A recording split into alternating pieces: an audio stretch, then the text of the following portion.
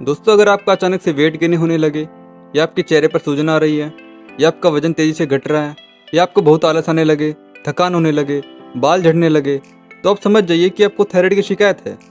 आज हम इस वीडियो में यही जानेंगे कि थायराइड होता क्या है और थायराइड की प्रॉब्लम से आपको क्या क्या परेशानी होने लगती है और इसका उपचार क्या है। अब ये एनिमेशन में देखिए, ये हमारा थायराइड ग्लैंड है। ये हमारे गले में होती है। ये जो ग्लैंड है, जब इस ग्लैंड में प्रॉब्लम होती है तो उससे आपको कई सारी प्रॉब्लम होती है, जिसे हम थायराइड की प्रॉब्लम बोलते हैं। देखो, कोई भी बीमारी अगर आप परमानेंट ठीक करना चाहते हो तो सबसे पहले आपको बीमारी के बारे में जानना होगा कि ये क्या है और इसका रूट कोज क्या है और ये बीमारी हुई किस कारण से है। तो अगर आप ये सब जान लेते हैं और फिर उस बीमारी का उपचार करते हो तो आप बीमारी को परमानेंट ठीक कर लोगे। तो चलिए पहले बीमारी को समझ लेते हैं, फिर इसका उपचार आपको बताते हैं। तो हम इस वीडियो में जानेंगे कि थायराइड क्या है और ये कैसे काम करता है और कितने तरह का थायराइड होता है और थायराइड है या नहीं, इसके लिए कौन सा टेस्ट कराना होता है और थायराइड होने का कारण क्या है और थायराइड के क्या लक्षण आपको देखने को मिलते हैं और थायराइड होने के सबसे बड़े दुश्मन क्या हैं। और लास्ट में हम जानेंगे कि कैसे आप अपने घर पर बिना दवाई के थायराइड को परमानेंट ठीक कर सकते हैं। तो चलिए अब हम जानते हैं थायराइड के बारे में कि ये क्या है। देखो, ये हमारे गले में थायराइड ग्लैंड होती है जो तितली की सेब की जैसी दिखाई देती है। इस ग्लैंड का काम क्या है वो जानिए। ये जो इमेज आप देख रहे हैं कि किस तरह से थायराइड काम करता है, अगर आपने ये समझ लिया तो आपके लिए बहुत आसान हो जाएगा थायराइड को ठीक करना। जैसे मैंने आपको भी बताया कि थायराइड ग्लैंड हमारे गले में होती है। ये ग्लैंड हार्मोन रिलीज करती है, उनका नाम है T3 और T4। और ये ऊपर जो है ये पिट्यूटरी ग्लैंड है, जिसे हम मास्टर ग्लैंड भी कहते हैं। ये पिट्यूटरी ग्लैंड हमारे शरीर में जितनी भी ग्लैंड्स हैं ये उनको कंट्रोल करता है, तभी इसको मास्टर ग्लैंड कहते हैं। एक बार थोड़ा सा ये देख लीजिए कि हमारे शरीर में 7 ग्लैंड होती है, चाहे मेल हो या फीमेल। पहला है पीनियल ग्लैंड जो बिल्कुल माथे के बीच में होता है। दूसरा होता है पिट्यूटरी ग्लैंड जो दोनों आईब्रोज के बीच में होता है, जहाँ हम टीका लगाते हैं। और तीसरा हमारे गर्दन में, जिसे हम थायराइड ग्लैंड कहते हैं। और चौथा हमारी छाती के बीच में होता है, जिसे थाइमस ग्लैंड कहते हैं। पांचवा ये हमारे पेट में होता है, जिसे पैनक्रियाज कहते हैं। और छठा हमारी कमर पर किडनियों के ऊपर होता है, जिसे एड्रेनल ग्लैंड कहते हैं। और सातवां फीमेल में ओवरीज ग्लैंड होता है और मेल में टेस्टिस ग्लैंड होता है। तो मेल और फीमेल में दोनों में 7 ग्लैंड होती है। और जो इन सभी ग्लैंड को कंट्रोल करता है वो है पिट्यूटरी ग्लैंड, जिसे हम मास्टर ग्लैंड कहते हैं। तो जो पिट्यूटरी ग्लैंड है ये एक हार्मोन रिलीज करती है जिसे TSH कहा जाता है, यानी कि थायराइड स्टिमुलेटेड हार्मोन। अब जो ये TSH है ये थायराइड ग्लैंड में जाकर उसको स्टिमुलेट करता है कि बॉडी में T3 और T4 हार्मोन को रिलीज करे, जितनी हमारी बॉडी में रिक्वायरमेंट है। लेकिन थायराइड ग्लैंड में प्रॉब्लम होने के कारण वो T3 और T4 हार्मोन रिलीज नहीं कर पा रही है, या तो वो कम रिलीज कर रही है या फिर वो ज़्यादा रिलीज कर रही है। और इसी वजह से हमारी बॉडी में प्रॉब्लम आती है। देखो, हमारी बॉडी में थायराइड द्वारा T3 और T4 हार्मोन बराबर मात्रा में निकलना जरूरी है। ये T3 और T4 हार्मोन हमारी बॉडी में क्या काम करते हैं वो जानिए। ये हमारे मेटाबॉलिज्म को रेगुलेट करते हैं, हमारे ग्रोथ हार्मोन को बैलेंस करते हैं, जैसे बच्चों में हाइट की ग्रोथ होना, शरीर की ग्रोथ होना, और बॉडी में टेम्परेचर को मेंटेन करते हैं।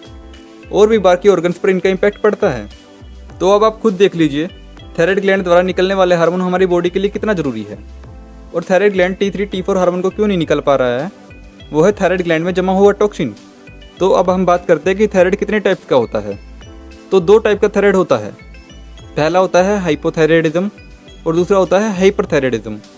अब ये देखो, हाइपोथायराइड में T3 और T4 हार्मोन बहुत कम मात्रा में निकलता है, जिसे हाइपोथायराइड कहते हैं। 90% लोगों को थायराइड यही होता है। और दूसरा है हाइपरथायराइड, इसमें T3 और T4 ज़्यादा मात्रा में रिलीज होता है, जो कि 10% लोगों में होता है। तो चलिए अब हम जानते हैं कि किस वजह से थायराइड में प्रॉब्लम होती है। तो पहला इसमें ऑटो इम्यून डिजीज़। तो ऑटो इम्यून डिजीज़ हमारा ही इम्यून सिस्टम हमारे खिलाफ होता है। तो जब ये थायराइड ग्लैंड पर अटैक करता है तो व्यक्ति को थायराइड की बीमारी होने लगती है। दूसरा, फीमेल्स में हार्मोन्स की वजह से थायराइड का हो जाना। देखो, फीमेल्स में हार्मोनल इम्बैलेंस होता रहता है, इसलिए थायराइड फीमेल्स को ज़्यादा होता है। तीसरा है जेनेटिक।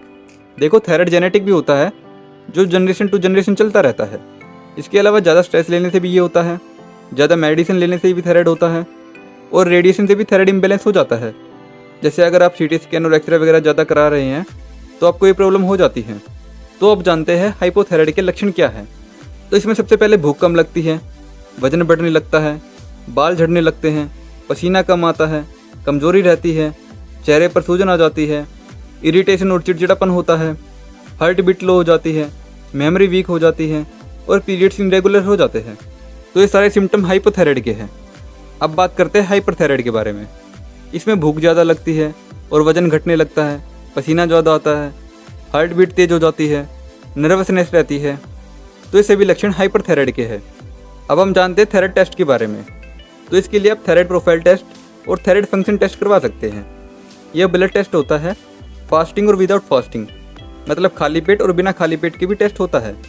तो इस टेस्ट में मेडिकल द्वारा रेंज देखा जाता है जो 0.27 से लेकर 5.50 तक होता है।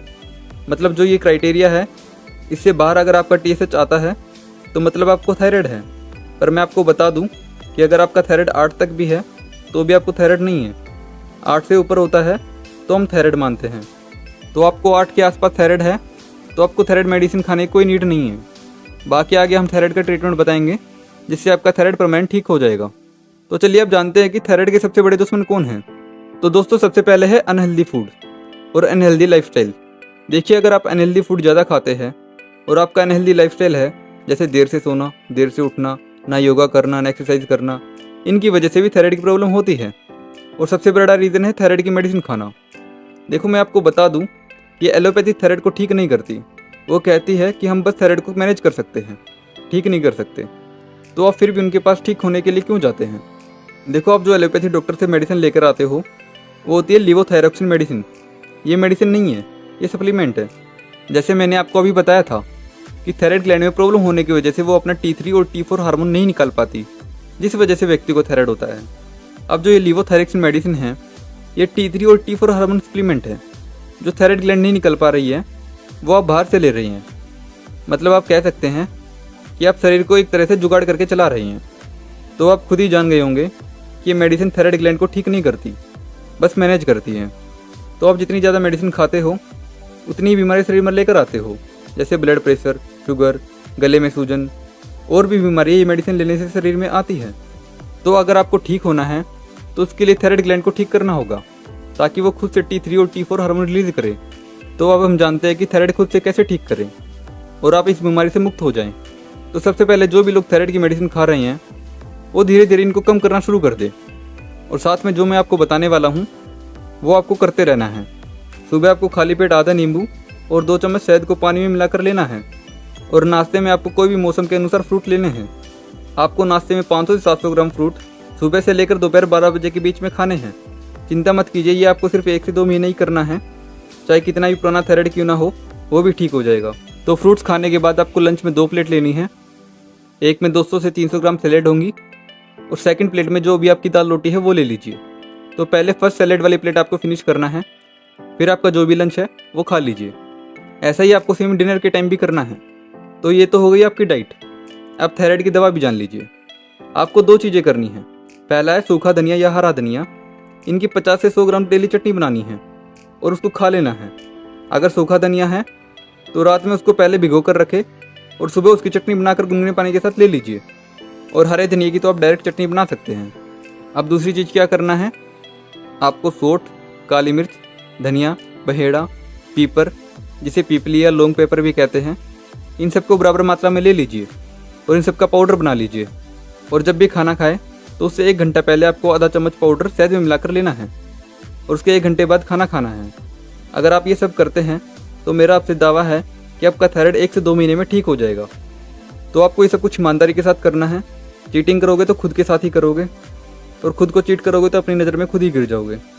तो शुरू कीजिए ये सब और भगाइए शरीर से बीमारी को। और थायराइड की मेडिसिन धीरे धीरे कम करना है, ना कि एकदम से बंद कर देना है। तो वीडियो पसंद आई है तो वीडियो को लाइक ज़रूर कर दीजिए और जो थायराइड की प्रॉब्लम से परेशान हैं उनको ये वीडियो ज़रूर शेयर कर दीजिए। और ऐसी और हेल्थ वीडियो देखने के लिए हमारे चैनल को भी सब्सक्राइब कर दीजिए।